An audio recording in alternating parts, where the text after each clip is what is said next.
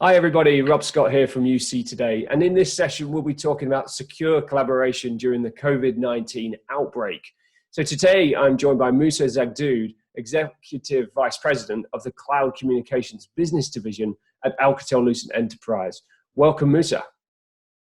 Hi Rob, very nice to see you and to talk to you remotely. Always a pleasure to interact with you. Indeed. Great to see you again. Hey, thanks for joining me this morning.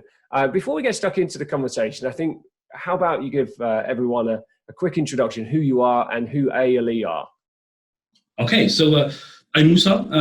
I'm in charge of the Cloud Business Division within Alcatel-Lucent Enterprise company. So in charge of everything related to the cloud, basically, be it the technical, the R&D, the support, and also the business around it. And Alcatel-Lucent, as you know, is a worldwide company present in more than 50 countries, delivering communication solutions and network solutions. So we are a global player in the area of communication and indeed access type of solutions. Great, thank you, Moussa. You're in France, I'm in the UK. We've both been massively affected by COVID-19, and it's disrupting businesses all across the world and also employees. So I was keen to hear from you, how has the crisis impacted ALE and its partners and ultimately its customers? Yeah, so I think we have all been impacted by this crisis, and honestly, at the beginning, it was more a management challenge to be able to react very quickly to the situation in an area where you had so many different information coming from different channels and so on and so forth. And to be honest, in the first hours, we have been driven first by the safety and security of our employees. That was our first concern. And this is what we have done. I think that we have reacted very quickly to make sure that everyone is safe and also push the home working for the majority of our colleagues and employees, and also make sure that we have all it takes to give them capabilities of working home when it's possible. And I think that was key, because this first hours of decisions can make the difference. And this is how we support our business partners, because of course the business partners had exactly the same issues with the same challenges. And this, our commitment was to make sure that our business partners will remain supported in the business and in the business continuity towards their customers. And ultimately the customers are for all of us important, and this chain has been set up between ourselves, our partners, to make sure that our customers will be able to still be on and continue the business as much as they can. So we have seen kind of chain here, and by the way, it has gone beyond the business, because as you know, we have, as an example, opened all our cloud services free of charge for all partners and customers, to make sure that they will be able to use them in a virtuous way and to keep working from home, and also being in touch with their colleagues, friends, families, and so on. And again, I think that it was interesting because it has gone beyond the business as usual.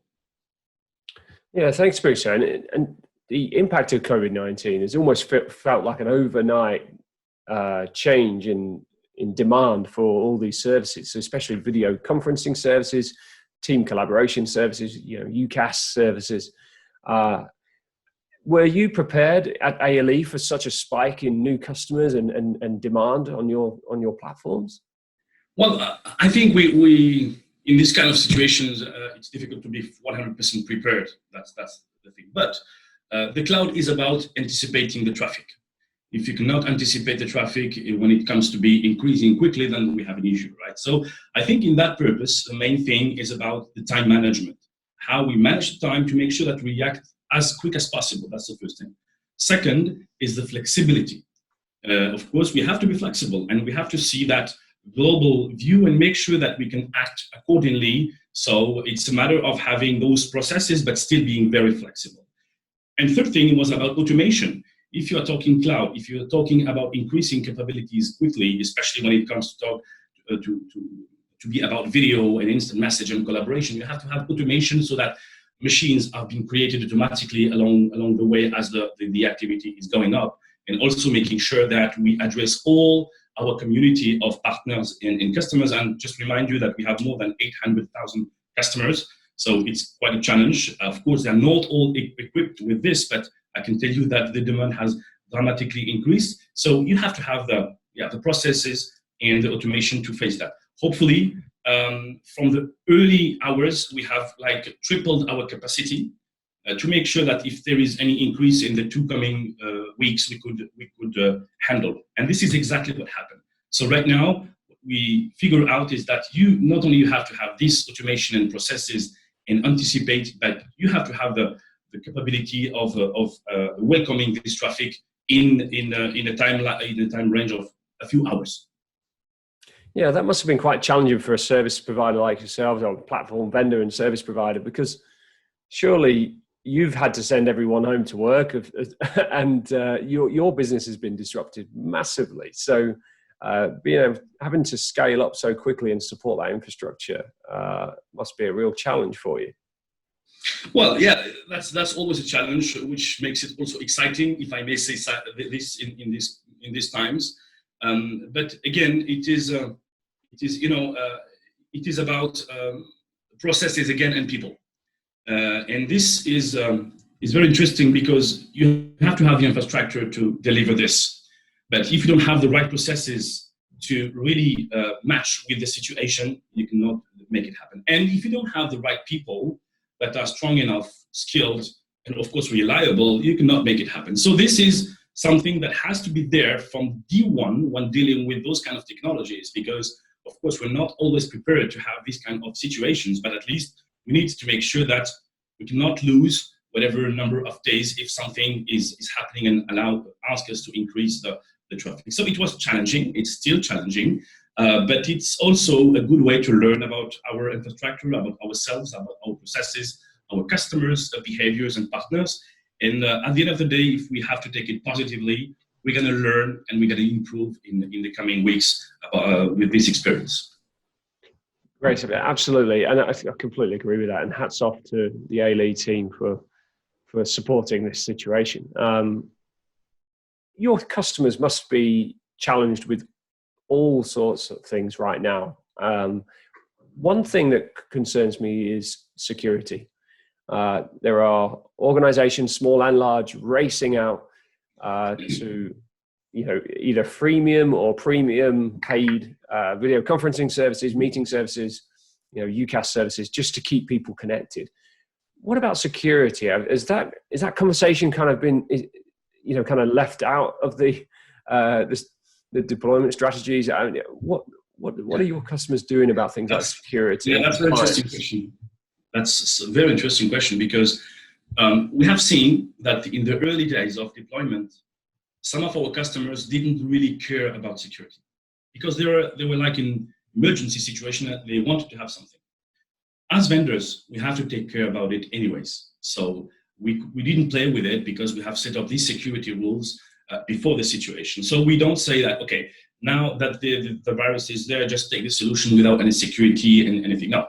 We as vendors, we have to take care, even though the customer is not in that moment very keen to look at that. Anyways, this is something that is interesting also because in this situation, you have to have like a safety feeling as a customer. Like you were in an airplane, you need to trust the crew when it comes to go through turbulence, right? And this is very important because it's going beyond security. The security is a technical point, right? But the safety or the feeling that I'm safe in my area is something that we have to provide our customers and business partners with. So at the end of the day, it's about connectivity, making sure that the connectivity is adapted to the usage and make sure that the tools will adapt to the connectivity. Because of course, if you're working from home, you don't necessarily have the best bandwidth. So the technology has to be able to be adapted to that, first of all. Second, it is the user experience. Look, if you're home working like 10, 20, 12 days, 12 hours or even more with a unified communication solution, this has to be very friendly, comfortable, and it will become your best friend for this time. So you cannot afford to provide any frustrations talking about this user experience and make sure that people will get used to it and be comfortable with it. So the user experience to me is part of this safety feeling that I was mentioning. And of course, the security. Again, the security is about making sure that when I'm accessing, I make sure that data are safe, are going in the right direction or the right to the right people and to the right destination. Make sure that no leaks will be there, no hack anything. So that's a challenge for us. And this is where we have to be compliant with the security rules, any encryption that we, of course, have on the system, the GDPR type of management, and everything related to the compliance around it. So here we do not invent security, we apply the standards to be compliant and to make sure that people at the end of the day are happy with the solution and as a tool, but also be safe and feel safe in that purpose. And again, I think the safety feeling is something that is a global thing around those kind of things. And the last thing that is related somehow to the security is the reliability. I mean, if you are home working with one solution, you cannot afford to have it, disconnected or shut down or whatever. So we have to provide in this security and secure environment a reliable solution so that people feel again happy to work with it, because at the end of the day we don't know in how much time it will take now, and also after this probably the usages and the habits will change going in this direction. So it's a very important and good experience. We had some issues, of course. The good thing is that when you have those kind of issues, you have to have the reactivity to solve and fix immediately. And this is also what the cloud allows as one of the assets. Yeah, it's really interesting. I like what you said around kind of secure collaboration. It's not just security; it's trust in the platform as well, isn't it? And so when you're sending people home to work, it's got to work. It's got to have the right UX. It's end to end. It's just got to be secure by design. For people to adopt it quickly. So Moussa, it's a difficult question. We're right in the middle of the coronavirus pandemic. We don't know when it's going to end, but what next for the enterprise? How will the workplace change post the COVID-19 outbreak, do you think? So yeah, that's a very interesting question. I think we don't have enough experience to really learn everything, but we learned some elements already. And the first one I've learned is that people are just figuring out that these tools are basically just useful. It's not a gadget, it's useful, because if you don't have them, you cannot just interact with your colleagues, with your customers, with your suppliers. You cannot interact with your family, so to speak. You cannot also manage any emergency situation which could happen either in the hospital or at the police or at the university, for those who wants to keep it running. I mean, we see that these tools are really key to keep us all working, living, interacting with the families and friends and so on. So that's first takeaway. Second is about mobility. Up to now, we have been talking about mobility to make sure that we have everything on the mobile, right? But I think that the mobility will also change in the perception where, as a user, I'd like to have all my ecosystem, whatever the situation and the place and the location I am. If I'm in the office, I have the level of service, of course, of the enterprise. If I'm home, I still want to have the same level of service. And people are becoming more and more demanding there, and they are really, they don't want to have less services because they are in a mobility situation. That's the learning, also the second one about the mobility. Third is about the importance of the connectivity.